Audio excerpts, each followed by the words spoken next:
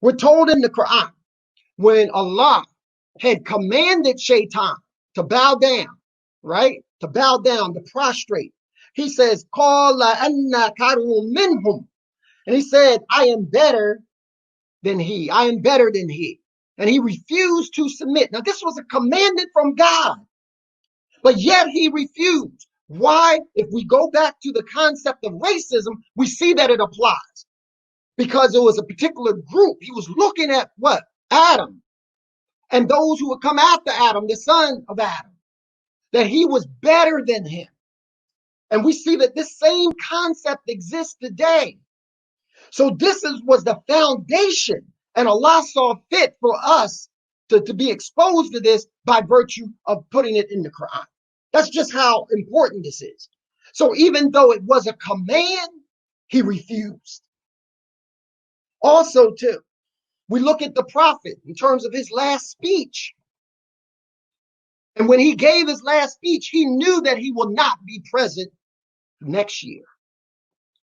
He already knew this.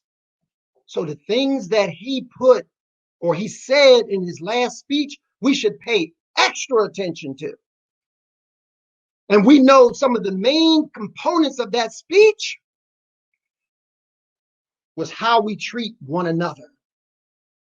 And a major part, there's no superiority over a black, over a white, over a black, over an Arab, over a non-Arab, and so on and so forth. This was in the prophet's last speech. So how many of us take heed to that? We talk about the prophet continuously. We say, لَقَدْ كَانَ لَكُمْ فِي رَسُولِ اللَّهِ أُسْوَةٌ حَسَنَةٌ, that indeed in the messenger of Allah, you have the best and the most excellent pattern of conduct to follow. Do we really follow it? It is logic in that. It is a sign in that Allah directed the Prophet sallallahu alaihi wasallam to put that in his last speech, because that's just how detrimental this concept of racism is.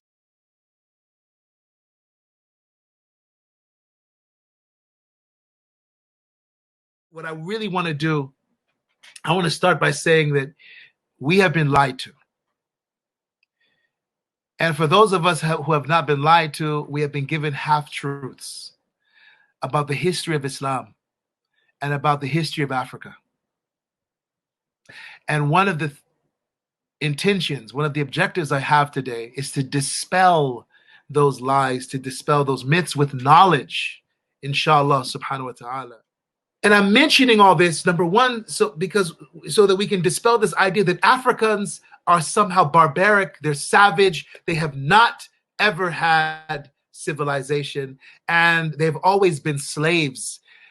For so many hundreds of years, European white scientists, European media, American scientists, American Hollywood, motivated by racism and the desire to justify their racialized slavery, their economy built by slavery, sent out propaganda and pushed the idea that Africans were savages who had no religion, who had no art, who had no political systems, no economic systems, no social systems.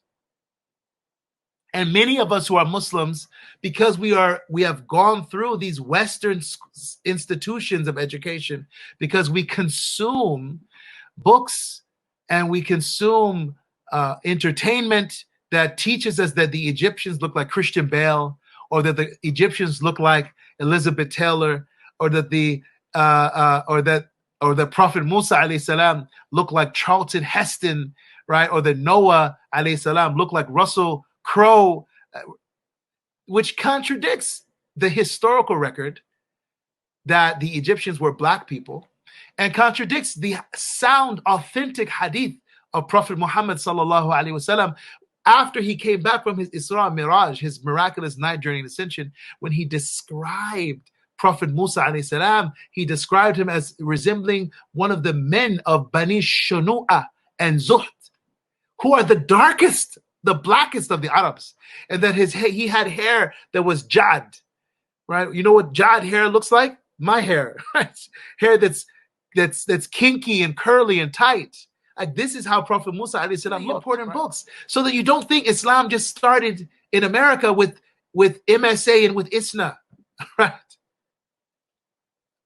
The history of Islam in America goes back hundreds of years, hundreds and hundreds of years, brothers and sisters. There have been masjids, there have been Eid celebrations, there have been people reciting the Quran and calling the adhan on this soil for hundreds of years. And that should make all of us happy.